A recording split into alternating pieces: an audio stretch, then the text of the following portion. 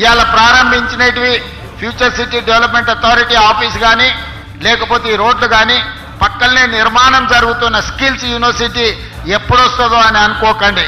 December నెలలో ప్రారంభించుకుంటాం. నెలకు 3 సార్లు నేను వచ్చి ఇక్కడనే కూర్చుంటా. ప్రపంచంలో ఏ గొప్ప కంపెనీడు పెట్టుబడులు పెట్టాలని నన్ను కలవడానికి వస్తే సచివాలయంలో కాదు, ఫ్యూచర్ సిటీ డెవలప్మెంట్ అథారిటీ ఆఫీస్లో నేను కూర్చుంటా. ప్రపంచాన్ని ఇక్కడికే రప్పిస్తా. మీ సోదరుడు తెలంగాణ ముఖ్యమంత్రి డిసెంబర్లో ఇక్కడి నుంచే కార్యక్రమాలు చేపడతాడు.